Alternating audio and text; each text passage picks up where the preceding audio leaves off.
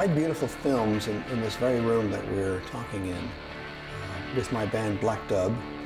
We made these films and we were driven by a very simple philosophy. One camera, and you shoot as if looking through the eyes of one individual. And I think somebody in an audience feels that. They feel that they're not being taken through the production room, cross-cutting through a bunch of cameras. They really feel that there's a sense of urgency, that somebody's taking a risk, and that's it. That's the very moment. The unfolding moment of the music is captured by the lens, by one individual.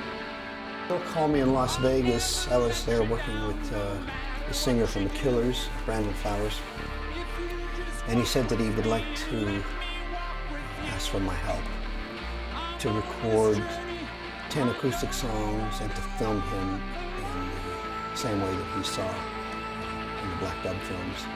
And I told him I would do that. And so we set up 3 projectors on the front table here. The entrance of the house is quite magnificent. And so we had the projectors projecting the same film up onto the ceiling of the front porch. And we asked Neil to stand in the foreground of that. So he's somewhat static. He's not psychedelic in any way, but everything that's going on behind them is absolutely psychedelic. And then we have a bouquet of yellow roses that are also static. So the yellow roses and him delivering this testimonial with the madness of these projections going on behind him. It's a very, very sort of cheap trick, but I think it's quite powerful. I put a lot of work into our preparations for the lens and for the recording. I think he was just so taken by the amount of commitment that had been poured into the preparation that he decided he didn't want to move. So let's finish the whole project in this house.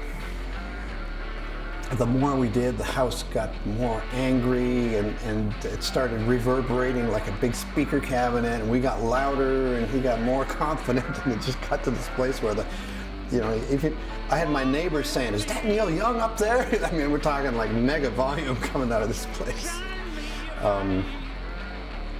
Anyhow, we decided we would just carry on here rather than do too much traveling.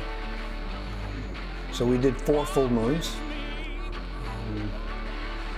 It's not just the full moon night, maybe 2 days before and a day after.